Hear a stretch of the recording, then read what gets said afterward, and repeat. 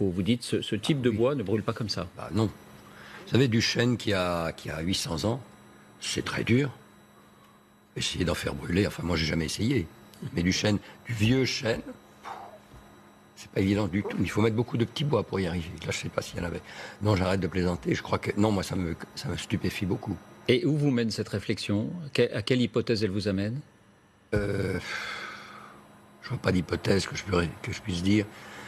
Quelle hypothèse on pourrait dire? Que ça a été vite.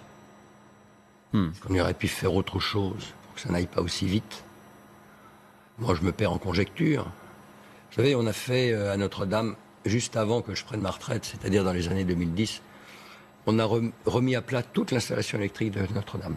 Donc, il n'y a pas de possibilité de court-circuit. On a remis à plat, et aux normes contemporaines, même en allant très loin, toute la détection et protection incendie de la cathédrale, avec des éléments de témoins de mesure, d'aspiration, etc., qui permettaient de détecter un départ de feu. J'avais en bas de la cathédrale 2 hommes en permanence qui sont là jour et nuit et qui sont là pour aller voir dès qu'il y a une alerte et appeler les pompiers dès que le doute est levé. Ils sont là en permanence? En permanence, oui.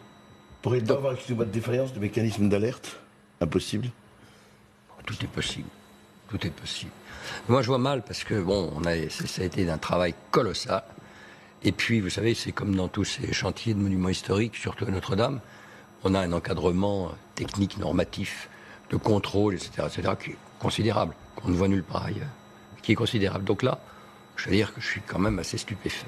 Et pendant les 13 années où vous avez été l'architecte en chef du bâtiment, vous n'avez pas eu connaissance de départ de feu ça n'est jamais arrivé? Non. Je suis ravi. On voit bien Jérôme. quand même que les travaux de restauration d'un monument historique qui date de tant de siècles accentuent la fragilité du monument lui-même. Et l'un des problèmes qui se pose aussi, c'est la surveillance de ce type de chantier. C'est-à-dire qu'il est quand même